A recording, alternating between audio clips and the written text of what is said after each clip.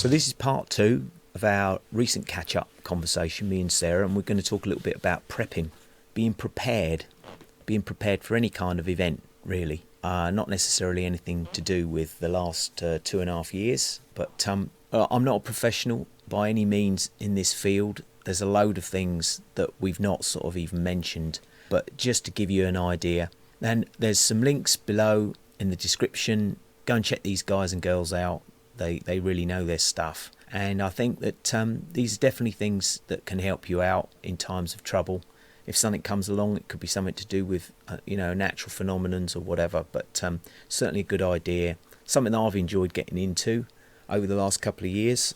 So check it out, and thanks for listening in. Here we are. We're going to do the second part of our catch up, and Sarah's out in the she's outside. Out, get out. I'm out in the countryside trying something new. She's out in the countryside. Not trying something new in the countryside, but trying something new with this. So if there's a bit of any background noise or the natural sounds of wind, if you hear Sarah getting eaten by a giant bear, then there's not really an awful lot we can do, is there? But it was nice to know you. Yeah, or fox. Right. So anyway, I can't even remember what we went on about the other day, but we went over a load of things, little catch-ups and stuff like that. Well, we can't remember because you were drinking crushed grapes and then encouraged me to drink half a lager. And that was all it took. I thought you said it was a shandy. No. But I don't think we were all right. I think we were right. But anyway, we wanted to we're looking at all these different channels, podcasts. We're listening to all the stuff about everything that's going on, all this craziness and so on, which of course everybody that we know that we're talking to and understands. But one of the things that seems to be, in my opinion, being overlooked is being prepared for an event, for something happening.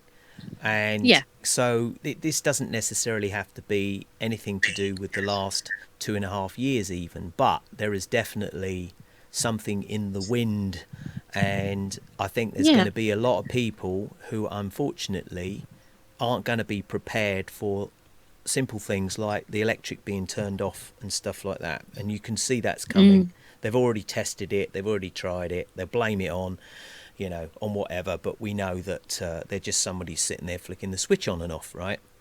So I've been talking to Sarah about this for a while, and she's checked out a few things. Just bring some ideas and some simple stuff to the table for people that don't know much about it or haven't looked into it. Yeah. And I mean, either way, sorry to interrupt you there, Gary. Right. Even if the zombie apocalypse doesn't hit big time, it's good to be able to know this stuff, isn't it? It's basic survival stuff that we may have known years ago. Just for any unforeseen circumstances, really. So, yeah, exactly. Yeah, it's good to know, even without thinking, it's because the dark agenda and all that. But just anyway, it's good, isn't it? Well, it's funny because, as we've discussed, you get people that are on one side and people that are on the other. And I've heard the comment a load of times, like, oh, you're not one of those preppers, are you? And it's like, fuck off. It's the only answer I've got for somebody who says something stupid to me like that. I can't imagine that.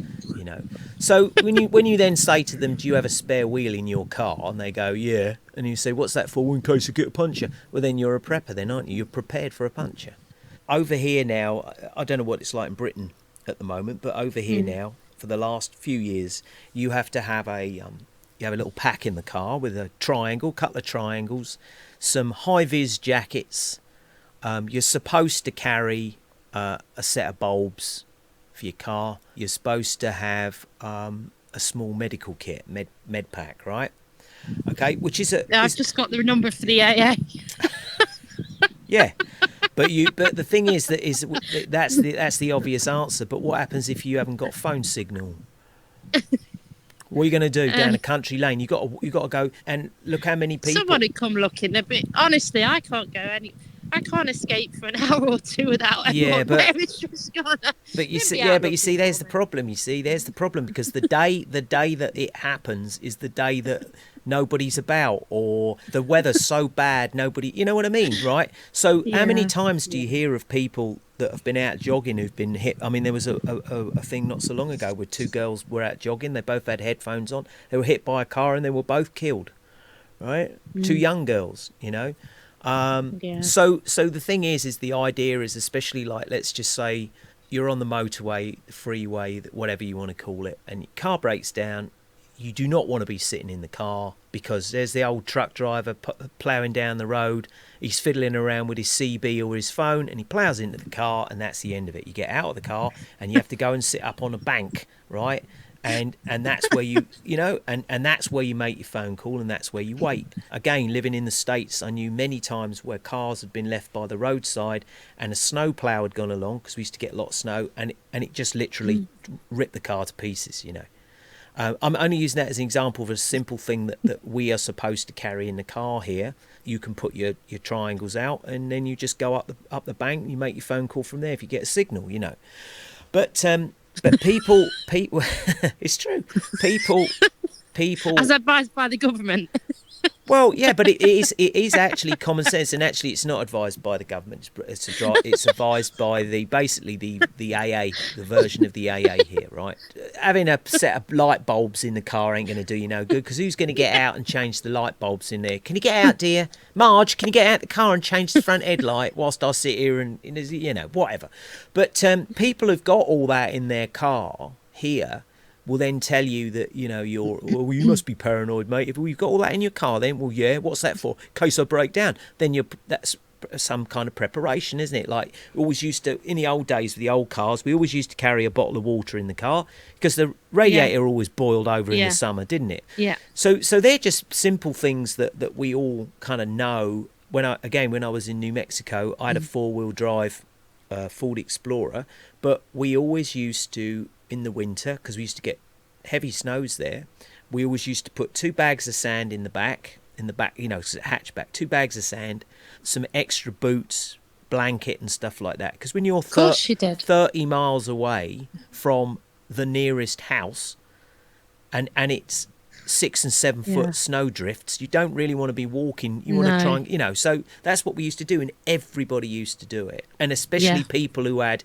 regular cars, you know, because they still had a lot of rear wheel drive cars, and it may help you get out of problems. Bags of salt that we used to throw down to melt the snow from under tyres and things like that, and so on. But anyway, those simple things like that. But what we're going to talk about is, and again, neither myself nor Sarah especially are experts in this field. Are you, dear?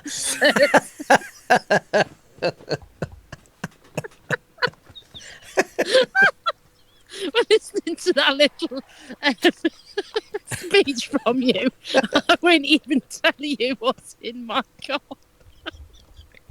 I know what's in your car. The receipts from your latest eyelash event. And your next appointment ticket. Yeah. Hairspray. Great. That's what hairspray's a great defence weapon. If you spray that in someone's eyes, mate, they're gonna start screaming. And linen spray as well. I've gone on a visit at anywhere that's it might work that that you might need some linen spray after you come out. And I've got shoe protectors as well. Shin protectors? Shoe protectors. Oh, right. Yeah. What, so you don't scuff your toes?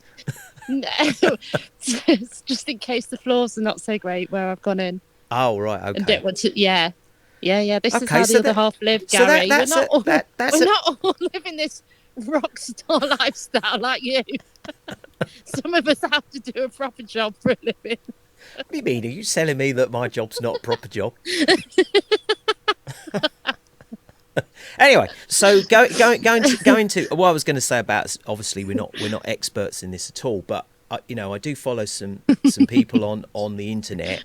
First off, I would suggest for anybody again that is on this sort of journey that we're all on, there's a couple of there are American sites, they're in the US. You have to forgive them for that, I guess. But Survive. I'm going to say Survival Dispatch, which is really good, and it's a young guy, and he's got a family, and they've got a ranch and all this kind of thing, and he also works with a guy, I can't remember his name now, but he's a sort of outdoorsman. He was in the police. He knows his stuff. And then there's another guy who's a ex-military Green Beret, and it's called the Grey Bearded Green Beret, right? And it's not to do with army stuff or anything like that. It's just all common sense. Most of these people live out, you know, in areas where they've, you know, got a lot of land around them and stuff like that.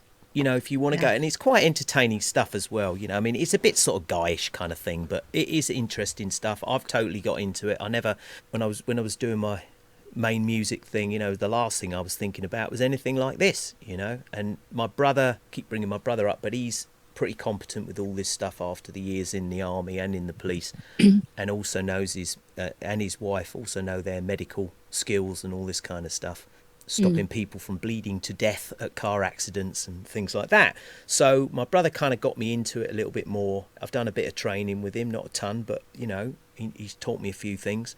But what I was going to say is that people should put some kits together, right? It's not expensive. We're not talking about spending tons of money, but very simple things that will get you out of a situation, and things that I even use here in the studio on a daily basis. You know, when I'm scratching, as I said to Sarah, scratching around the back of the desk here for leads and stuff like that, and got nice ambient light in here, you can't see what you're doing and so on. So if we sort of look at and I'll throw some pictures up as well, and I'll put some links in the description, as everybody does, places where you can go and check this stuff out. One of the most important things, I think, and I've been carrying one for 2 years now, and all the guys that used to go out on tour, all the roadies, you always used to see them, they had the lanyard round the neck with their backstage pass, and they always used to carry the little miniature mag light, what they called a mag light, you know. They're plugging stuff in, or something goes wrong, and it's dark at backstage and everything like that. So we've always sort of had those things for concerts and things like that, but I would suggest that everybody has some kind of light source, a small pocket flashlight, torch, and more than one, you know. Have one in the car, you know, one upstairs in the house, one in the bedroom, and so on, that you can get them real cheap, as you know, little LED lights, like $6 from Lidl or something like that. And I've got basically what's called an O-light. It's a little bit more expensive, an M2R lamp, which is I suppose it's about 6 inches long, something like 5 inches long, something like that. It's quite heavy, but it's also got a little flash button at the back. So you can pulse it, you know. But the thing about it is like I said, is one, it's perfectly legal to carry around with you. If somebody did decide that they want to have a go at you, and it's in the dark, you flash it in their eyes, they're gonna, well, you know what happens when somebody flashes a light in your eyes, you lose all vision for a second or two. So you could at least leg it up the road, you know. So it's a very useful thing to have. And also, if you hold it in a fist position, you can crack somebody in the side of the head with it if they attack you, right? And they are going to flinch, right? Yeah. And you see all these videos with people with these little electric shockers, you know, bzz, and so on. And they're not that great. But a flashlight is perfect, and it's so many uses, and it will get you out of trouble. I mean, for example, here downstairs, the light switches aren't in particularly convenient places. So where the studio is, to go down the hallway to turn the light on is quite a long hallway, and I've got stuff around and things like that, and you can't see a thing. There's no outdoor lighting here. It's pitch black. There's no street lights or anything, and you know, you're fumbling around, walking down there with a glass of wine, spill it all over the floor. What are you going to do? It's annoying. Maybe don't have so much wine. It's annoying. It's annoying, you know. But you can't fumble your way up and you know, run your hand up the wall. It is pitch black. So again, the point being is, if the electric goes off, even if you've got, like I say, in the house you've got candles and stuff like that, you've got to find the candles and so on. So I think that's a really important thing that people should have. And I don't go anywhere without mine, and we've got one in the car. My mum's got one upstairs in her bedroom. We've got one in, you know, the cheaper ones just lying around, make sure the batteries are charged up, and they'll help you out, you know, which is something that you've got to get, isn't it? Yeah. It's on my list, on my survival list that you sent. You know, you probably need to do like this list at the end, don't you? You know, Yes. on the you've got to put it. Yeah, I'm going to do that. The one that we listed out, right?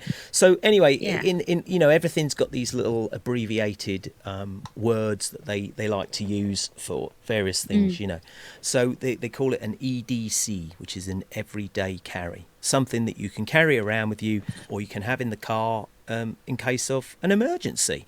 And another example, if you're driving around in London, it's probably not going to be anywhere near the same, but my mate and his family got caught out on the freeway, I can't remember what's the name now, I-21 or something, what it was, and they literally spent a day and a half stuck by the side of the road, all the cars literally banked up on the side of the road, and that's where they sat for a day and a half in the snow because all the roads were blocked, you know. And if you've got a few things in the car tucked away in a bag that's going to make that a little bit more comfortable, it's not going to be quite such an ordeal as for people that perhaps haven't. But anyway, so as I've written here, you know, a flashlight, small, easy, heavy enough to hit someone in the temple with. Flashlight at night can blind people momentarily, and if the lights go out, as we've said, you are screwed. And also another thing to consider as well is if you get a rechargeable light, make sure you've got a spare battery, and also have flashlights that take ordinary batteries, because again, if things got really, really bad and you couldn't get a battery and the battery goes dead, again, it's useless, it's pointless. You've got to have the two things together, otherwise it obviously won't work. Anyway, so what we did here on these sites, they're always talking about this stuff like bug out bags, what they call bug outs, if I have to get out of here, you know. Well, the last thing you want to be doing is running off into the wilderness if you can help it. You really want to be at home where you're, you know, where you know your surroundings and so on. So a lot of these things won't necessarily be relevant, but they're still, like I said, it's pretty much like just putting camping gear together. If we're going camping, you know, there's things that you should have. You put them in a backpack. Everybody should have, and they're so cheap now. I mean, just get a backpack and have a pack that's ready, say, for the kids, which has got bits and pieces in for them and stuff like that. You know, clean socks, clean underwear, a clean t-shirt, whatever, all rolled up in a bag. Basically what you would do if you go out camping, because that's what you would do, isn't it? Right. A second thing that we've got here, not expensive, and we're not talking about a kitchen water filter, you know, that you run under the tap. A Sawyer mini water filter, which you can get pretty much from any camping place. Decathlon, I think, even do them. The dreaded Amazon, of course, and so on. But again, what happens when you turn the tap on and no water comes out? Or what happens when you turn the tap on and brown water comes out? What are you going to do? Again, as an example, there's another guy that I used to follow, and him and a team of guys go out to these where tornadoes hit and stuff like that, and they help people out. The biggest problem is where there's no water. You know, all the pipes have burst, the water's all in the street, it's all dirty. He was saying that, you know, they were shipping in on the backs of their trucks 1 ton plastic like the farmers use to put water in, and within an hour the water was gone, you know, because nobody had any water, right? So again, you got to stay hydrated somehow, and you can get a mini filter. They're only about, again, they're about $20, 20 quid, something like that, and they'll do 100,000 gallons of water. Right? So any water, right? Bucket of dirty water. You fill the bag up. It runs through. It comes out crystal clear. Okay, and they're cheap. And obviously, obviously you can boil water and so on. And they still suggest, you can use a stream. I've tested it with the tank we got outside in the stream. But like I said, if you find some really dirty water, you boil it up, you know, or you strain it first through a scarf or something like that, and then you boil it and so on. But this is a simple and quick way, and you can sort of run it through this bag. It's a litre bag, and you're all set to go. You know, how many people have got them? Right, you have. I have now, but I never had it. I mean, up until 2020, I had none of this stuff. I didn't know about it, and I wasn't interested in it. Right, but I'm getting serious now, because I've got my list, and my plan is when the school holidays are done, which is next week, I've just got to go through it and get all set. And then whatever happens, you're not going to be worried, are you? No. Because you've got, and it's got cheap. what's needed. It's cheap. It's like people turn around. Yeah. They make me laugh. I know we said we'll say what you're trying to be diplomatic and everything, but fuck diplomacy. That's what's got us in this fucking shithole in the first place, right? But it's like people turn around and they go, yeah, but I can't afford this. But you smoke, right? I know. How much does that cost now? Yeah, and you've got Netflix, and you've got spending money on ridiculous things, but then moan about things that actually are really needed. Yeah, and there is a point at the end of this that we'll discuss about people's behaviour, and I don't think we're not talking about the fact that people will purposely do you harm, but in a bad situation. But we'll get into that at the end of this, but. So, water and light. If you've got water and light, you're going to be okay. You can see in the dark. You've got water. You don't necessarily have to go out. Now, on the waterfront, as pretty much everybody's had this summer, we've had a very, very hot, dry summer here. Incredibly hot. And we're lucky that we've got a water source that we don't have to pay for yet, which is basically rain from the sky. We've got a cistern and it collects a lot of water, right? But that cistern has gone down pretty quickly this year, even though it's got 14,000 litres of water in it. So I got this from an old friend of ours who lives in San Diego, and when we went to visit him, he's got a swimming pool, loses a lot of water. So we would take a bucket into the shower. Yeah. And, when you run the shower for the water to get to the temperature you want, you get like a bucket full of water out of it before the warm water even gets to you. So, I take a bucket in the shower. When I use the sink, I keep the plug in the sink. I use the sink. I let the water build up. I slosh that out into a watering can. And I can water the plants at the front, All that water goes straight down the drain. And you can, one shower... And I don't spend a lot of time in the shower, but one shower, you're looking at 11 litres of water. We'll fill up an 11-litre watering can pretty much with one bucket with one shower, which 11 litres of water, if they're telling you can't water your plants, I'd you can't water the probably fill up a whole swimming pool. Well, there you go. There you go. And it's like we've got a gutter that's got a hole in it, and we've got a bucket underneath that, and every time it rains, it fills the bucket up, and I can tip it in the pond. We got fish and stuff like that. Collect water. If you can collect water, collect it. So like I said, you've got water, you've got your light, and so on. And the next thing everybody should have, and everybody should learn how to use, it's very, very simple again, is a fire kit. Bic lighters, very cheap Bic lighters. You buy a bunch of those, you put them in little bags. And then we also, we wrap. I've got lighters. I've got lighters. Not because I smoke, but for my wood burner. Yeah, exactly, right? So every time you go to the shop, get some lighters and keep them tucked away. But get electrical tape. Electrical tape is a great accelerant. It burns really easy, burns really quickly. Wrap around a dozen times electrical tape around the lighter. Fold the end in so it's easy to get off. If you needed to make a fire while you were out or something, you just peel off a bit of electrical tape, roll it up, light it, and it will burn, of course. And I don't want to hear anybody going, oh yeah, but you're going to affect the ozone layer, and piss off, right? when it comes to whether that's the last thing you're going to be thinking about, right? Whether you're making a carbon footprint with a bit of electrical tape. If that's what worries you, then you might as well stop listening to this right now. I don't think anybody worried about that's going to be listening to this, do you? No. But you'd be amazed the kind of crap that people come out with. Isn't that a danger to the environment? Not as dangerous as freezing to death, mate. On you, that is, not to the environment. But anyway, so you wrap electrical tape round, and but you have make a fire kit, make a little fire kit in a bag.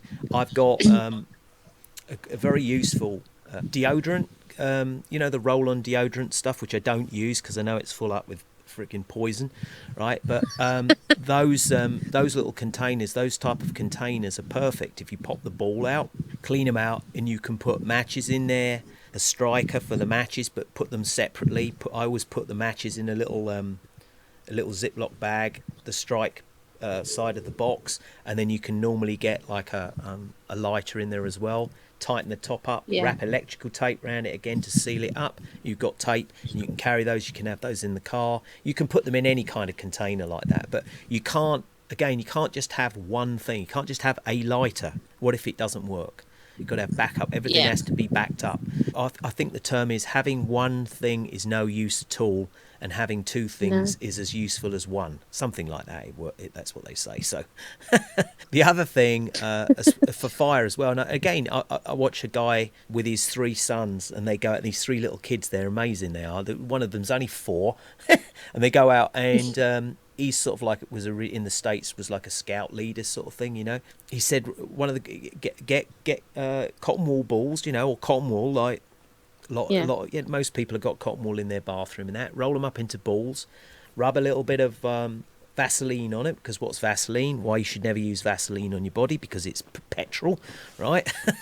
It's highly flammable. Yeah, oh, that's a good idea. Rub that on your baby's bottom.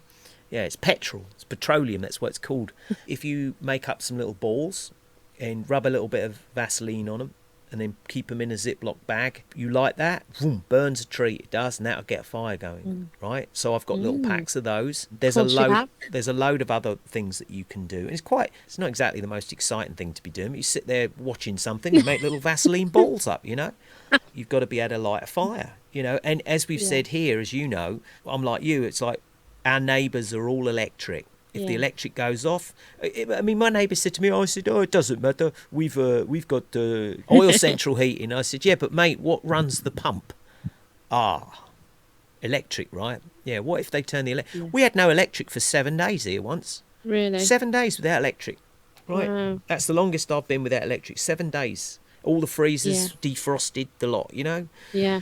So, but we've got a wood stove like you have, so we got plenty of wood. Yeah. And we can cook it outside if we need to, bake potatoes and stuff like that. Another great thing to have is lots and lots and lots of tin foil, so that you can do things like bake potatoes and things like that in a fire. So, you know, like I said, you've got your light, you've got your water, and you've got your fire, so that you can, like I said, at least light a fire and cook something. If everything goes off. So, and then of course another very, very important thing, which I've never had, you know, never even thought about it, was working on building sites and stuff like that. Didn't even have a plaster, you know, a band-aid or whatever. But people should put together medical kits, but should also learn how to use them. If it was, you know, you can cut yourself and you can get an infection, you should really, you know, put a medical kit together. And again, go online and research it. There, people tell you exactly how to put it all together. Bandages, scissors, plasters, obviously the obvious stuff. But another thing is, and my brother's taught me how to use this. Always got one of those in. Yeah, is a tourniquet or a tourniquet, whatever way you want to pronounce it. And again, they're cheap. They're cheap. But we know a guy here who fell off a ladder, a carpenter, and he cut his arm, and he didn't bleed to death, but he was pretty close. Nobody knew where he was, and he ended up with he lost it after that. Learn how to use a tourniquet in case somebody cuts something really nasty. But again, it's no good having all this stuff if you don't do test runs with it and try and use it, you know. Yeah. And what I was going to say again on that front about doing test runs and so on, when we were kids at school, they used to do fire drills, right? Yeah. Yeah, in the school, used to do fire drills. Yeah. Yeah. I wonder whether they do that now. Do they still do fire drills? Probably. I don't know. Yeah, they probably do. Yeah. Because now they're going to give you. Now they're going to lock your kids in school without notifying the parents because some dog's walking about or something like that, and they crap like that. Yeah. Yeah, all these emergency things. But fire drills have been the least of my worries of what's been going on in the school. Yeah. Yeah. I've been given mine escape routes for if anyone comes at them with a poison dart. When you're at home, depending on you know what kind of house you live in and so on, you should do little pre-runs with the family, escape routes. How you're going to get out? How you going to get out of there? Get down these bomb. Oh yeah, we've done that. Right? I've done that. Again, how many people do that? None. You know, I mean, as you know, we live in this barn. And my mum's right upstairs. On the top floor, and if there's a fire, how do we get out? What do we do? Through experience, I mean, we had a friend here Sid the sheriff. He was an American ex-Orange County sheriff, and he was a good friend of ours, and he burned up in a fire. My brother had just moved here. I can't remember what time it was. About 2 o'clock in the morning, we could hear all this commotion outside, and our farmer had come down, and he was honking his horn, and then the phone rang, and it was him on the phone. Anyway, my brother, he's been through all this so many times with the police, and when he was in the fire department as well for a while, he just said that Sid's house is on fire. And we jumped in the car. We could see it from here because only up the road. Yeah. By the time we got up there, it was gone, and we'd only seen him in the morning. We were going to French lessons to this. It didn't do us much good, but we were going to French lessons, and we'd seen Sid in the morning. You need to go back. Yeah, he was. His house was made of wood. He had a lot sort of log cabin style French cabin, and he'd gone to bed. He'd gone to bed, and we think he'd left the wood stove door open, and that was the end of that. And obviously, probably smoke got to him before any flames. But we had a couple of smoke detectors in the house, and we've now got a bunch, which are really annoying because the battery's constantly going. I know you can get electric ones now, but again, just in case. But what happens if something happens? What happens if someone's kicking in your front door and you need to exit your place really quickly? There's lots of people online that do stuff about this, and it's not about being paranoid. I don't care what anybody says. Oh, you're so paranoid. It's like, no. I mean, I told you, didn't I, about I think it was 2019, before all this crap started. We had 5 houses, and we live in a rural area. Nothing really goes on here, but 5 houses were burgled in 1 week.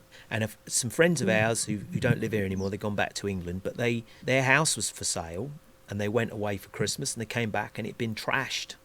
And this is like 3 minutes walk up the road from here. Did the police come around? And no, of course not. It's too much hard work for them. They're only around to sort of persecute innocent people for not wearing a mask. Yeah, exactly, right. So I don't know whether it was an insurance claim, but insurance job, but one of the houses got burnt down. Our friend's house got trashed, and you knew exactly who was doing it because they didn't take a laptop, they didn't take camera, they were after jewellery and they were after money, right? And I won't go into details of who we suspect it was, but knowing the situation, it's always quite obvious, really. And in 5 houses, another house up the road, they poisoned the dog. They got some meat, and they chucked the meat in. They put something in it. I don't know what they did. The dog didn't die, but they basically knocked the dog out, drugged the dog, sedated it. Yeah. Right. Now our neighbours, they don't lock their door still, and they had the girl's dad, who's in an old people's home now. But he was sitting indoors, and I said, "What do you think would happen if 2 blokes walked in, saw him sitting there? I mean, he was sort of semi-disabled anyway. What if they whacked him over the head with something? That's not unheard of. And now he's got brain hemorrhage or something like that. But they still don't lock their doors, and they got 4 dogs, and they said, well, the dogs are good guard dogs. I said, no, they're not. The dogs bark at you. They're not good guard dogs. They bark at you. They bark at anything. They bark at a bird, right? And anybody can go up to these dogs and go, hello, and the dogs come over wagging their tails. They're not guard dogs, right?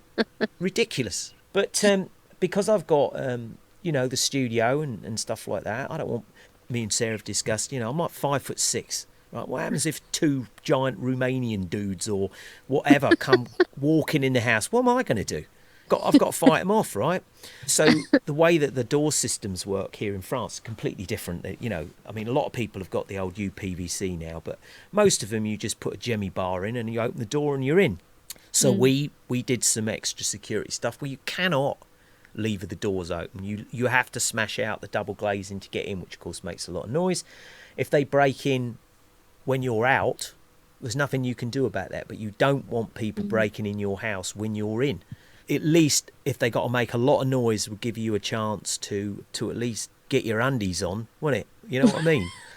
running around like looking for clothes, like while someone's kicking your door in. So because it's all tiled floors, concrete floors, we put in I just put in a metal sleeve drilled a hole, put a metal sleeve in, and you drop a metal post in, little metal post tube, and you cannot leave that door open. You have to smash the glass out, which of course they don't want to do because cut themselves to pieces, right?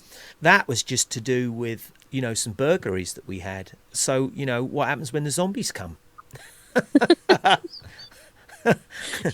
They don't get in, unless they're demonic entities that can enter in a different way. Well, in all accounts, in all movies, they always seem to be able to break the glass, don't they? That we're having to rethink that one. But anyway, that was something that, again, what happens if they're prepared, people are prepared to break in to look for money and jewellery. What are they prepared to do if when they're starving, if they run out of food? Another guy who's a German guy, and he was talking about problems in Germany this winter, and he hit it right on the nail on the head. He said, if people know that you have stuff and they don't have stuff, they're going to come and ask you for your stuff. And if you turn around and say no, they might then decide to come back later and try and take it because they are in a dodgy situation. Mentally, what are you going to do? What would you do? Yeah. You tell them to piss off, they might piss off, and then they come back, bloke comes back with a couple of his brothers, and now you've got to deal with them because they want your supply of whatever. Yeah. So I think one of the... Although sorry to interrupt you, the way things are going, people are dropping like flies, aren't they? There won't be a lot of them around, will they? Just wait it out, like I said. Don't be the first one in. Wise warrior avoids the battle. Yeah. Right. Yeah. But there's a few things on the list here, like I said, that everybody should have. Everybody should have hygiene kit. You always want to try and obviously keep clean. Another thing that's gloves. Have gloves in the car. Cheap gardening rubber palmed gardening gloves. Get them from shop here, Action, like 90 cents a pair. Yeah. All Convid gloves again. Convid gloves. No, I don't mean those surgical, crappy, stupid surgical things that you saw the tough as nails police wearing. Just in case they chip their fingernails. With a dust mask in the supermarket, just in case they catch it. Yeah, it's hilarious. I think we put it on one of our other things, didn't we? There's this stormtrooper police bloke there with all the gear on. Looks like he's just come out of Star Wars, right? And he's got a poncy pair of surgical gloves on and a mask. And I thought, really, all that gear, mate? You're a real man, aren't you? Yeah. Oh, dear. I'm shaking in my boots. I think you should put all of that on. Not for when you're doing your jobs, but just to go in the supermarket. And think, oh, he's changed. Look at him now, he's scared. Right. Anyway, so going back to our little list here, because we've got with the fire thing. Another thing that's useful to have as well is the little plastic cards that you used to get to read maps with. To get like a little credit card where you can buy those for like, they're so cheap. I got 30 of them for $5, and you can use them as a magnifier to start a fire. Perfect things to have. Yeah. What they call paracord, which you can buy from most shops, which is a very strong stranded cord, which you can buy in like 20 metre lengths and so on. Always good to have, handy to have, and just in the house. How many times do you rummage around looking for some string? I know there's a ball of string somewhere here. You never find it, can you? Right? But paracord. I can. I know where my ball of string is. Is it with Bob the cat? Yeah. You're playing with a ball of string. Where's the string? Bob the cat's got the ball of string. Oh dear. Bob the cat nearly fell out of a window last night. But anyway, that's another story. Chasing that ball of string. But learn to tie some simple knots. It's quite an amusing thing to do. My brother showed me a few brilliant knots. I'm like, oh, that's amazing. It's amazing. They'll hold anything. We said tarpaulins. They're cheap. How many times have you seen people's houses where like a load of tiles has blown off the roof? And what if there's no one to come and fix it? You need to cover it up. Just things like that. Everybody should have knives. Simple knives like camping knives and glasses. I wear glasses in the studio. I don't have to wear them all the time, But if you wear glasses, get yourself some cheap reader's glasses or whatever as backups, because if you break your glasses and again you can't see, you've had it, haven't you? Such a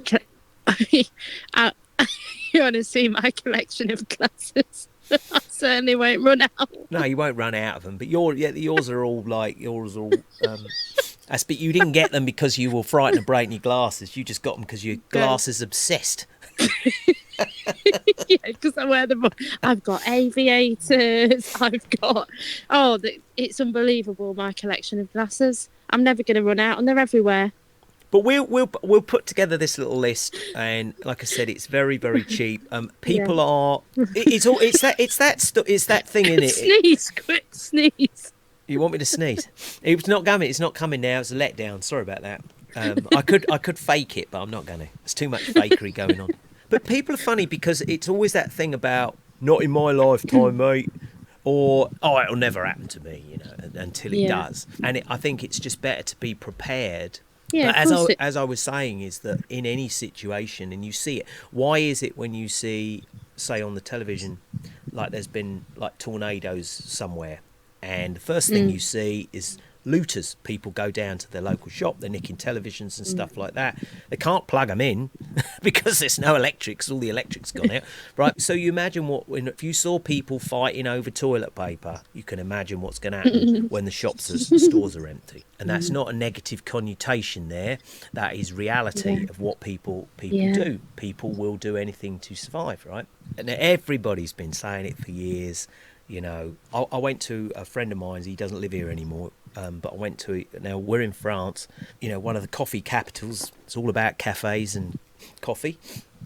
Went down to visit them. They only lived down the road, and his wife, she said, "Do you want coffee?" And we went, "All right then." And she opened the cupboard. The cupboards were empty. Right? She didn't actually even have any coffee. She had a jar with like the crumbs in the bottom. Absolutely criminal. She actually went to slosh some hot water in it to see if she could get a strong enough. Yeah, can you believe that? Right. Anyway, but I said, have you got any food in then? No. We shop daily. And I'm like, brilliant. That's great, isn't it? Till you can't go to the shops, then what are you going to do? Yeah. Right. Yeah. So to stock yourself up a little bit, and of course, in the old days, everybody had larders full of stuff, didn't they? Yeah. But now it's like, but I only get my stuff delivered by Deliveroo or something like that. Well, what happens if Deliveroo isn't delivering anymore? Then what are you going to do? Yeah, exactly. I mean, I avoid supermarkets, to be honest. And after here, I'm en route to my little farmer's little shop up the road, and then this little milk shed that I go to, where it's just like they've got all produce, all lovely organic produce, and it's open 7 till 7, and you just go and help yourself. And there's an honesty box, a card machine nowadays as well. But it's getting into the habits of going to these places more, isn't it? And kind of making links with them. And now I've got my pal now is Farmer John and his daughter Rebecca, and I've talked about what happens if it all kicks off, and they said they're going to look out. They're going to look out for me. So I've got backup already. Yeah, so community. We've got to, the community thing. These people, a lot of them do this professionally. They've got sort of places where you go and you pay quite a lot of money and spend a week with them, and they will teach you all the tricks and so on. One of the things that they say is there's an old term: all the gear and no idea. Right? Yeah. It's no good having all this stuff if you never do a test with it. And it's one main thing to try and prepare is your mind. Prepare yourself mentally. What happens if? What do you do? Exactly. And make your body and your mind strong as well. I mean, I've been working on that for the last couple of years, really. I'm on sitting in this lovely park now, and I'll go and dead hang and do some monkey bars on my way back through. Just stuff like that. People obviously look around and think, what is this woman in her 40s? What the hell is she doing there? Yeah. In a pair of inappropriate denim shorts at her age, hanging off a got your Daisy Dukes on, have you? Got your Daisy Dukes on?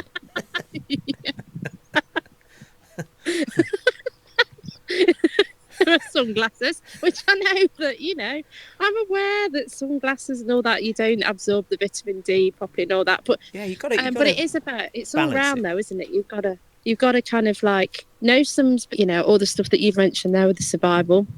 So you are prepared, but also preparing your body as well and all the rest of it, and looking at linking in with local people that look out, that will look out for each other. I mean, luckily, I'm always well stocked up with coffee, alcohol. Brilliant, yeah.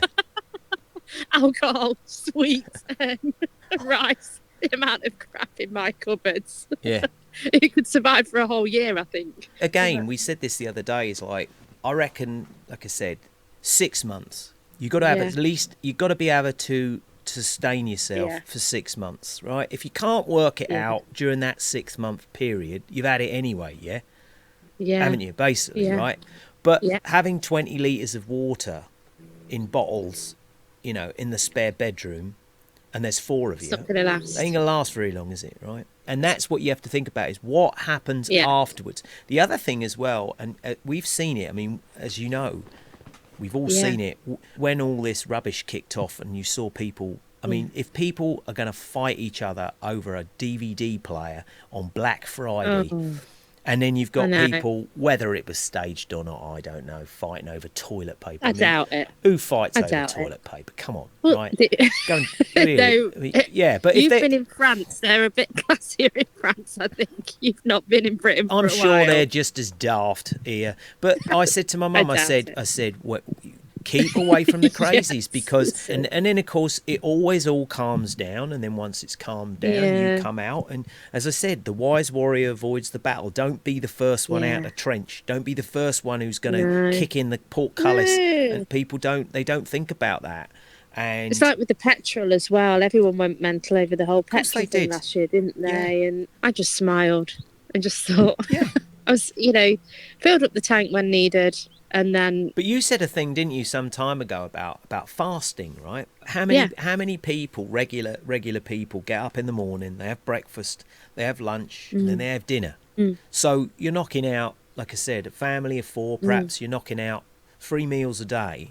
Well, what happens if you can't have 3 meals a day? I mean, when I lived on my own in the States, I can't even remember what I used to eat.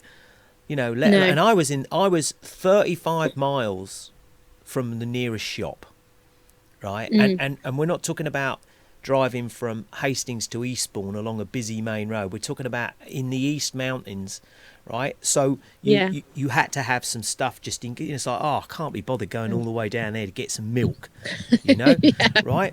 Like I said, if people are, we don't need to eat half as much as what we think we need to either. That, and I'm not encouraging any eating issues here, but we really don't. And like the breakfast thing, we should only really eat when we're hungry. And I know that's not like easy when you've got family and everything else and you want to be prepared, but you don't have to have breakfast if you don't want it. No. And the less kind of, we've been encouraged to be eating and grazing all day, and the less that you're doing that, so if you give yourself some time off, it means that your body is then able to, because it's constantly digesting food, it's not healing other things, other issues going on. Yeah. I mean, not that I feel like I've put a bit of timber on since being over the holiday. Not too much. But, I was really quite on it last year, and I was thinking, well, not terribly. But I was trying to think, well, I don't need my breakfast. I'll eat at 10, and then I'll, say if I didn't have anything else after 6. So that was 8 hours. So then over that other period of time, what is that? 16 hours, is it? Yeah. It's giving your body a bit more time to heal, isn't it? But I was healing I'd got a few health conditions going on, and I didn't want to go to the GP. I didn't want to take meds or anything like that, because I knew what that was all about. And I did, and I sorted myself out. I healed myself. But it was hard work, really thinking. And now I know that I can be a little bit more free with all of that. But at that point, I knew I had to be on it and sort myself out. I didn't want to rely on anybody else, or had to do my research. And I think you hit the nail on the head there, because this whole sort of crazy adventure has all come down to one thing, and that is research. If you don't do the research, you're never going to know. The things that we've sort of rambled on about, and I've rambled on about here, it's only because I started watching some of this stuff and found it interesting. And I was like, wow, I didn't even know you could do that, and so on. And then, like you said, about all these other things, because we've done research, most people can't be bothered to do research because they've got other things going on or whatever. But then what they're going to do is they're going to come around and they're going to want to get the benefits of what you've got, which is not a bad thing, but what we were saying about your farm shop and everything. Yeah. One man isn't an army, and if your community is all together, I mean, it's funny. I can't remember whether we talked about this because we talk about so much, don't we? But when they pulled the BLM scam, right, which it was just basically a scam. Yeah, I know. When they pulled all that nonsense, Just caused more division. Of course Actually, it did, caused more division. Exactly. But when they pulled that, and everybody fell for it, didn't they? And changed their little Facebook pages to a black square. It's like, but really? they didn't really understand what they were doing. Of course they didn't. I thought it was like the ice bucket challenge, wasn't it? I was like, I thought, oh, come on, don't tell me they're having a Black Tuesday and a Black Friday now where they're going to sell off stuff they can't get rid of cheap. And it turned out to be something completely different, right? But anyway, so whether it was staged or not is irrelevant. But, you know, you see all these, they're out there, they're burning people's cars, they're smashing stuff up, they're threatening people, all this kind of stuff. So there was one particular town and a guy had done a video and he put it up online and he said, this is a warning to anybody that wants to come to our town, right? This is what you're going to have to deal with if you come here to threaten our families and members of the town and so on. And all these guys and women got tooled up. They got all the gear. They got their AR-14s out, AR-15s out, and their guns. And they basically barricaded the ins and outs of their towns. And they said, you come here. Yeah. And then I read the comments from the douchebags out there, you know, fucking Americans and their fucking guns. What a bunch of imbeciles and stuff like that. And it's like, really? What would you do then, sir? Could you explain to me what you would do? Could you tell me what you would do if a marauding horde of people were on their way to your house to burn it to the ground? That's another one, again, of these things with people with no idea, stupid comments, totally unnecessary. That is exactly what I would do. Now, maybe it was staged. I don't know. It wasn't on mainstream. It was on, I think it was on all the old usual social media haunts, but needless to say, the BLM movement did not go there because they are not going to take the risk of getting their heads blown off, right? And that's the only way you can deal with that kind of situation. The police aren't going to be there to help. They always get there after the fact. And this is another thing we were saying about if somebody breaks into your house, the police are not going to be there because they don't know, do they? They come afterwards once you've made the report. Yeah. There are things that, like I said, we consider, but if you can build some community members, I mean, as you know, here, everybody that I'm sort of in tune with here or is in tune with what's going on, they're all the ladies. We've got this group of ladies, no blokes, not even the farmers with their guns. I'm like, come on, guys, get with the program. Are you sure they're not, though? Have you ever had any... Well, put it this way, they've all been speared up, mate. And they're quite proud to announce it as well.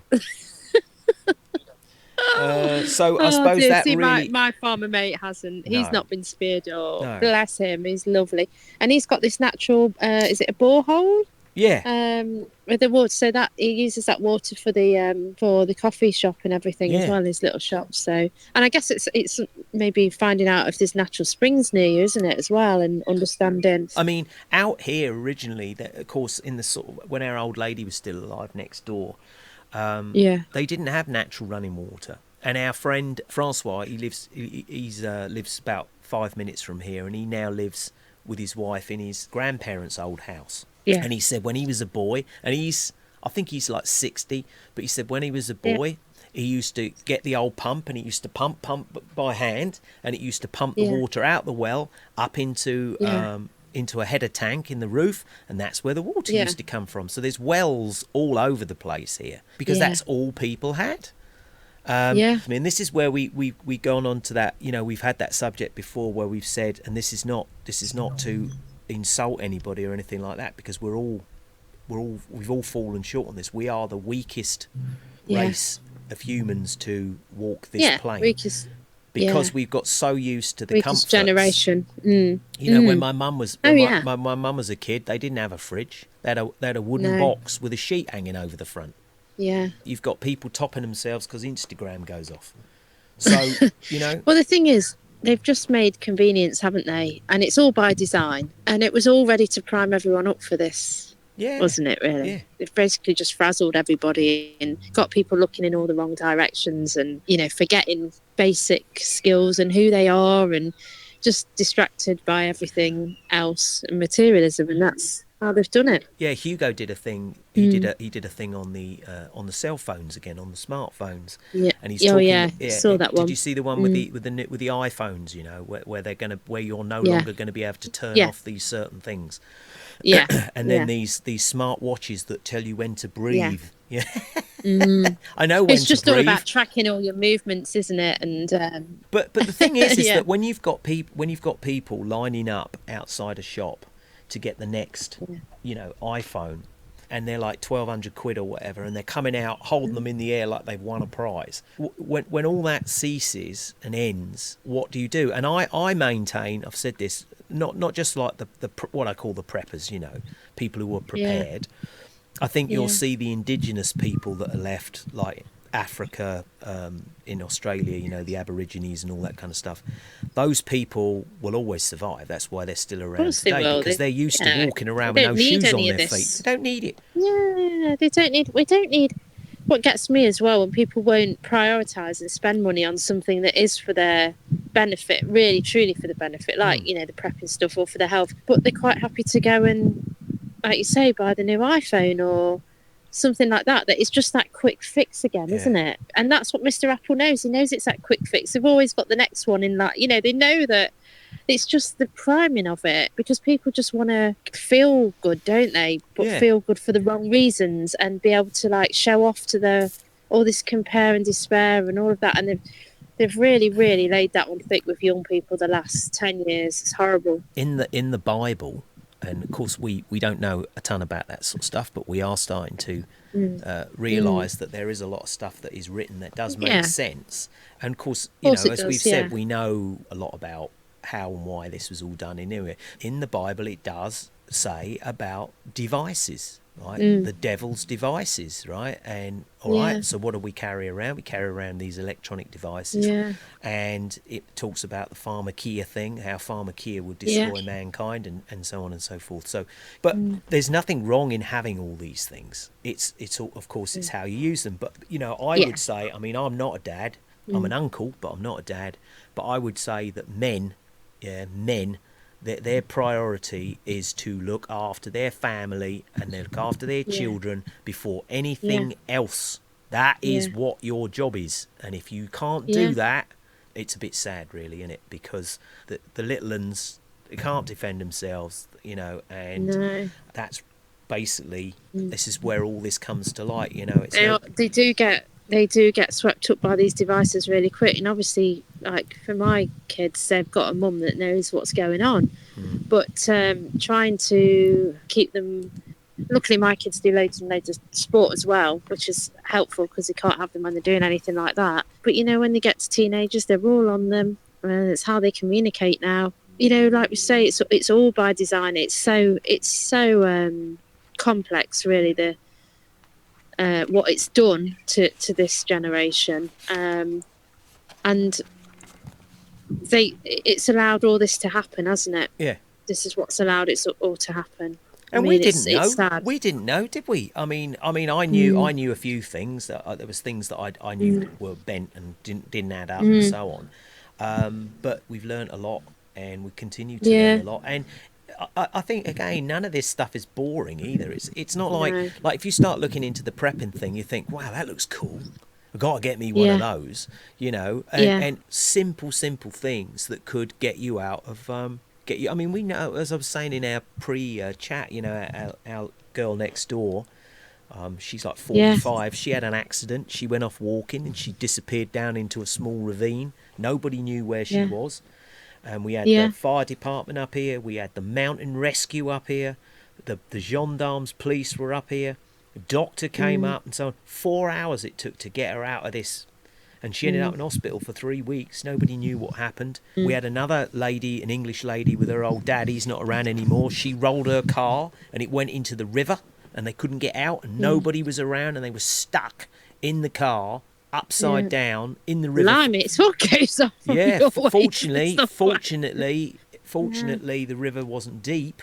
she managed to get her dad out. I mean, he was like 90 at the time. You just don't know, and I think it's better to be prepared. You know, it's no good having all this stuff if it's all locked in a cupboard, never sees the light of day. You know, I've got one in the car, a small pack in the car. I've got a belt that I take everywhere I go, which is like it's an army sort of padded belt that's got Rambo, got a med kit in it and all that kind of stuff and so on. And too much Rambo. And I've used but he didn't use any of that. He didn't need that. He had all the muscles, right? Looked like a Chippendale, didn't he? Right, but you know, I've got the old multi-tool. You didn't hear that bit, did you? What was that? Hello. I missed that bit. She. Anyway, oh yeah. She looked like a Chippendale. I think we said in our other conversation that Mr. E, he did a thing with the fakeologist. Yeah. He pretty much brutalised the end of the conversation about what he thinks is going to happen, and I certainly would never take that, what he was talking about, as negative. It's sad and tragic, but it is reality. The thing is that, you know, all this stuff will end, and it will end if we decide to make it that way. And I think that the more of us that are able to protect ourselves and are able, I mean, like I said, none of us are talking about going out fighting the army or anything like that. You know, hopefully when the day comes, they'll all be on each other's sides, right? But there's a great line from a movie. If they're still with us, exactly. There's a great line. They have to have all the But there's a great line from a movie called Shooter. With what's her name? Mark Wahlberg. Right. Anyway, we can't resist, can we? Not now. Anyway, but it's a good film. It's a guy film, right? It's a guy film, and it's got Danny Glover. Not necessarily. Girls do Danny often Glover like action films as well. Yeah. But he's basically and then guys like chick flicks as well. So yeah, I do. You know. I do. I'm a big. I can imagine. Big fan of. Sorry, well, I don't know would we even call them chick flicks nowadays? Shim flicks. Shim flicks, yeah. But in this film, you know, if people have probably seen it, but it's basically about a guy who gets stiffed by the government, who was in the army. He was a sharpshooter, and then he gets set up for something, and of course it's a good film, but there's a line in it, and it just says, "I didn't start this, but I will help finish it." John Lee Swagger, right? And what happens to these criminals at the end is exactly what I like to try and manifest happening, right? I also like to see people that do harm to others getting their justice, and not just the justice they're going to get in the end, but the justice that they're going to get right now. But anyway, it is a good line. I didn't start this, but I will help finish it, and that doesn't necessarily, like I say, mean you got to go out and, like I said, start lopping heads off. But what it means to me is that there is something that we need to address, and the more of us that can get together and help each other, we will help finish it in one form or another. And I think it's quite. You get some quite powerful messages that come through some of these movies. Yeah. We go, that makes a lot of sense. And like I said, Mr. E, what he said at the end of you know, and he said it in a light-hearted manner, like we laugh and joke about all this stuff, basically talk a load of old rubbish, don't we? But he laid it out in black and white. And I'm like, that's it. That's exactly what it's about. You know, and I just think that if people can share a bit of information, I do highly recommend that you go and look online, and you can type in, you know, like anything that shit hit the fan or an EDC and all that kind of stuff. What I would say is be careful with who you listen to, because there's again, as with everything, there's a lot of misinformation out there. Of course there is. But common sense will tell you that there are things that you should have available, especially if you're a family and stuff like that, because you know, you've got. And if there's some people with like the dodgy stuff, if they start advertising hand sanitizer and that, it's kind of a red flag, isn't it? Well, I was telling Sarah, and I was a bit disappointed, and the guy, you know, no disrespect to the guy, I'm sure he was like, you know, he was back in the day, you know, but he's an ex-Royal Marine Commando, he does this thing, he does this outdoor thing, and there's a lot of good information there, but he bought into the whole COVID thing, and he's talking about hand sanitizers out whilst he's out in the woods and all that, and I'm like, really? Come on. Royal Marine Commando, give me a break. What's the matter with you? Didn't you know nothing by going out and fighting other people's wars? Right, Oh, and then dear. there's some other guys out there, and they all mean well. They all do a great job, Yeah. but a lot of these. But they probably do. They probably give you some stuff that is good. Do you know what I mean? Yeah, and then some yeah. stuff it's just using your own. When you've got somebody who's been in the military, and they're telling you that this group of politicians are as corrupt as anything, and they're destroying our country, but they actually believe that the other group of politicians are perfectly all right, and they take a bullet for them, then you just really say again the same thing again. Do you actually understand what you're even saying? Do you understand what any of this is about? And that's where I then turn off, because we should all know by now, as my brother said, the different cheeks of the same arse. Exactly, yeah. These guys and girls that have been in these situations for years have been indoctrinated so much. Yeah. Oh gosh. My brother, fortunately, not. And I'm going to do a thing with my brother next week. Actually, I've managed to convince him to do one with me, and give me some of his ideas from his point of view, being an ex, this, that, and the other. But you do get good information from these people. They have been out in it. They've been in the mix. They've done it. They've lived it. They've lived it. Yeah, they're the people. And they've been to countries where life is considerably tougher than anything we can imagine, and where people, regular ordinary people, have to put up with some real hardships, and very rarely seem to complain. That's another thing that's so amazing. They do. I know. They just take life as it comes, and they know how to look after each other and so on. But it's always the same, isn't it? You get that in everything. I think people who have the least and the most problems are always the most grateful for everything they've got. Yeah, exactly. That's how it works, isn't it? But no, I would say to everybody, if you're part of this, if you understand what is going on, if you can see that, as we've said, things are not going to get better. Right, things always have to get worse before they get better. It could be something to do with the weather. It could be, we all know they're playing around with the weather. This is not natural stuff. This is all being done as part of this thing. And for a few quid, you can set yourself up, and you can at least have a peace of mind that, you're going to be able to give your kids some clean water, or you're going to be able to at least lock your house up so it might be more difficult for somebody to get in, and so on. And go and check out. I'll put links to the people that I think are worth checking out, and get yourself kitted out and sorted out. It will help you in the long run, because I know it does, because it's already helped me here, and nothing's happened here. Nothing's happened here. And find out where all your resources are, and like Sarah said, find if there's places where you can find people, like-minded people, and you can get together. People have had these groups, like the guy that was talking to Chris and Dom a few weeks ago. He's been part of an organisation, a group, for over 10 years. And they get together, and he knows there's going to be some backup there. So it's a really good thing. It's important. It's really important. More important than anybody could. It's more important than your Netflix. It's more important than your sport and your never had any of that. It's really, really important stuff, because again, as we said, without being dramatic, your life could depend on it. Your family could depend on it as well. So anyway, we'll say thanks for listening in, and we'll see what we're going to come up with next. So it's goodbye from me. Goodbye from me. Oh God, which one are you? Sound like the two Ronnies. I know. And it's goodbye from him, or was it a him? It could have been a shim. We never know, do we? Ronnie Corbett was a funny character, wasn't he? He could have been. You never know. Little bloke with a high voice. Tiny. He's tiny. Love the two Ronnies. Anyway, that's it. We're signing off here. Bye.